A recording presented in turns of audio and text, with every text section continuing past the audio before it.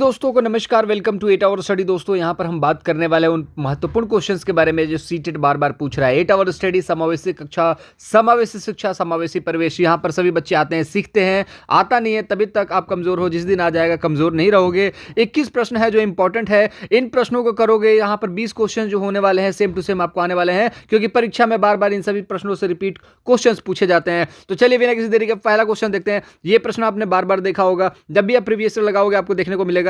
भाषा अर्जन की क्षमता जो होती है संबंधित होती है वो है चौमस्की साहब से। जहां पर भी भाषा अर्जन की बात आ जाए चौमस्की साहब होंगे। प्रश्न को थोड़ा बदल सकता है। जन्मजात भाषा अर्जन की क्षमता होती है बच्चों में, किसने कहा था? चौमस्की साहब ने कहा था। तो इन तरीके के सवालों को थोड़ा बदला जाता है, लेकिन क्वेश्चन का जो पैटर्न होगा, ट्रिक होगा, वो भाषा अर्जन और चौमस्की सेम टू सेम यहां पर रहने वाले हैं। नेक्स्ट अगर हम बात करें 90 से लेकर के 109 बुद्धिलब्धि किस श्रेणी में आती है? तो सामान्य की श्रेणी में आती है। उससे ऊपर आपका उत्कृष्ट प्रतिभाशाली होता है, नीचे आपका यहां पर देखने को मिलता है, जिसमें हम लोग बोलते हैं मंद बुद्धि, जड़ बुद्धि। ये सारी चीजें यहां पर इसके नीचे देखने को मिलती है। बुद्धिलब्धि का फॉर्मूला के बारे में बात करें तो MA/CA × 100 होता है, आपका बुद्धिलब्धि निकाला जाता है। बाकी डिटेल वीडियो हम लोग डेली डिस्कस करते ही हैं। ये सारी चीजें इसलिए हैं ताकि परीक्षा में आपके 20 नंबर बड़े प्यार से हो। अगर आपका एग्जामिनेशन है, वीडियो पसंद आएगा तो लाइक जरूर कीजिएगा, और चैनल के साथ जुड़ेंगे सब्सक्राइब जरूर कीजिएगा, ताकि चैनल से ऐसे जो भी अपडेट मिले, जो भी ऐसी वीडियोस हो जो इंपॉर्टेंट हो आपके लिए, आप उसका नोटिफिकेशन पा सके। जिसके लिए चैनल को सब्सक्राइब जरूर कीजिएगा।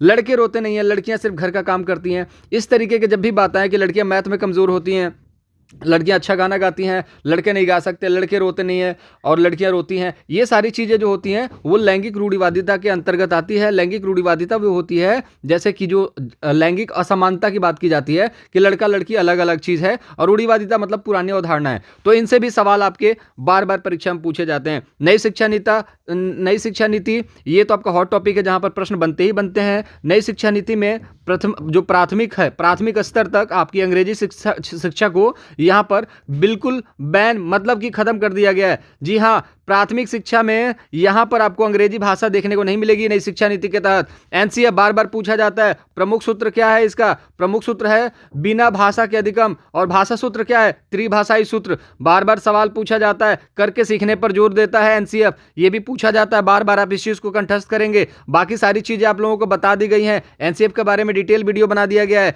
नई शिक्षा नीति के बारे में बना दिया गया है, जाकर के जरूर देखिएगा, डिस्क्रिप्शन बॉक्स में लिंक है। लेकिन पहले ये 21 क्वेश्चन में से 20 क्वेश्चन अपने पक्के करने हैं। यही प्रश्न बार बार रिपीट होते हैं। जेडपीडी किससे संबंधित है? लेओ वाइगोत्स्की जी से। इसके बारे में भी डिटेल वीडियो बना दी गई है। नेक्स्ट क्वेश्चन देखेंगे, पियाजे के संज्ञानात्मक विकास सिद्धांत में अमूर्त तर्क जो है एवं परिपक्व नैतिक चिंतन किस अवस्था में होती है? जहां पर भी अमूर्त की बात है, जो आपके सामने नहीं है, साक्षात आपके सामने दिखता कुछ भी नहीं है, वो मान लेंगे कि इनकी चौथी स्टेज है, जो 11 से लेकर 15 साल वाली होती है, जिसको औपचारिक और अमूर्त कहते हैं। जहां पर भी अमूर्त और अमूर्त दिखे उसको डिफाइन करेंगे, जो चीज दिखती नहीं है। नेक्स्ट क्वेश्चन है आपका, मिर्च किस देश से आई थी? सवाल बार बार कौन सी चीज किस देश से आई थी ये भी पूछा जा रहा है। सोयाबीन किस देश से आया था? चीन से आया था। भिंडी किस देश से आया था? आपका अफ्रीका से आया था। यही सवाल बार बार पूछा जा रहा है। लिखने में कठिनाई होती है, यह सवाल भी बार बार पूछा जा रहा है। जो पेपर दे रहा है या फिर जो पेपर करके आ चुका है उसको ये चीज पता है, जो मॉक टेस्ट लगा रहा है उसे पता है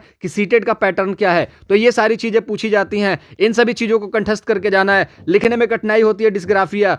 गणित में कठिनाई होती है, डिस्कैल्कुलिया। पढ़ने में कठिनाई होती है, डिसलेक्सिया। यही सारे सवाल तो पूछे जाते हैं। इनको कंठस्थ कर लोगे तो सीटेट का जो डर है ना वो खत्म हो जाएगा। वीडियो पसंद आ रहा होगा तो लाइक जरूर कीजिएगा, चैनल को सब्सक्राइब कीजिएगा। देखिए, कक्षा 5 तक किस भाषा में शिक्षण दिया जाना चाहिए, जो कि बच्चों के लिए सबसे अच्छा होता है, वो होता है उनकी मातृभाषा में। और नई शिक्षा नीति जो है इस पर जोर देती है। देखेंगे ब्रेन लिपि के बारे में भी बार बार सवाल पूछा जा रहा है। ब्रेन लिपि से भी बहुत ज्यादा सवाल पूछे जा रहे हैं। लुइस ब्रेल जो थे, इसके यहाँ पर संस्थापक थे, लुइस ब्रेल ने इसकी खोज की थी, ब्रेल लिपि की। इसमें 6 बिंदु होते हैं और 4 जनवरी को लुइस ब्रेल दिवस मनाया जाता है। इससे इतना ही प्रश्न पूछा जाता है, इससे ज्यादा प्रश्न पूछे नहीं जाते। 6 बिंदु होते हैं, 4 जनवरी को मनाया जाता है। लुइस ब्रेल इसके फाउंडर थे, मतलब संस्थापक थे, खोज की थी, जो भी आप कह सकते हैं। बहुबुद्धि का सिद्धांत 1 नंबर और आप यहां पर ले सकते हैं, हार्वर्ड गार्डनर, हर पेपर में ऑलमोस्ट पूछा जाता है। नैतिक विकास का सिद्धांत 1 नंबर और आपका लॉरेंस कोहलबर्ग। नैतिकता के बारे में बताने वाला कौन है?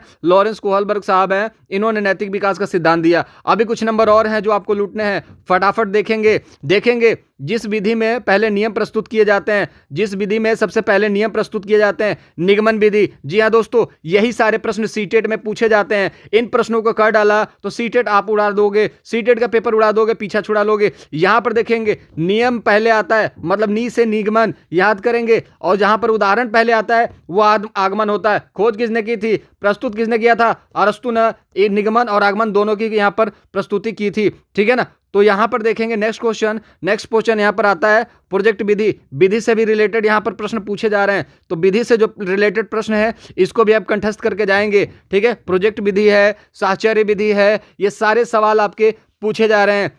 मजबूत बांस से बने घर किस राज्य में मिलते हैं, केरल से मिलते हैं। कहां पर ऐसे घर होते हैं जहां पर बेसमेंट में आपको जंगले नहीं मिलते, बेसमेंट में आपको विंडो नहीं मिलती, और वहां पर आपके मवेशी रखे जाते हैं, तो वो आपका हो जाता है कहीं ना कहीं लद्दाख हो जाता है, ठीक है, जम्मू हो जाता है। तो वहां पर आपको ये सारी चीजें, इन सभी चीजों को करके जाना है। गैसों के बारे में आपको लेकर जान करके जाना है। इसकी अभी सेकेंड पार्ट आएगी जिसमें से 20 क्वेश्चंस और आपके जो होंगे वो मिलने वाले हैं। ये पार्ट फर्स्ट है जिसमें 20 नंबर आपको लूटना है। बाकी इसमें इसके बाद एक और सीरीज होगी, एक और वीडियो होगा जिसमें से फिर आपको 20 नंबर लूटना है, जो कि आपको शाम तक या कल तक आपको मिल जाएगी, क्योंकि इसमें समय लगता है कि कौन कौन से प्रश्न पूछे जा रहे हैं उसका एनालिसिस करना होता है, जिसमें थोड़ा वक्त लगता है। माफी चाहेंगे, आज शाम तक या कल तक वो भी वीडियो आपको मिल जाएगी। तो प्लीज इस वीडियो को जरूर प्यार दीजिएगा, लाइक जरूर कीजिएगा और चैनल के साथ जरूर जुड़िएगा, चैनल को सब्सक्राइब जरूर कीजिएगा। गैसों के बारे में पूछ रहा है, ग्रीन हाउस गैस कौन सी है, मीथेन है, CO2 है, कार्बन डाइऑक्साइड, जिसको ओजोन है, यहाँ पर CFC है, CFC से ओजोन प्रभावित होता है।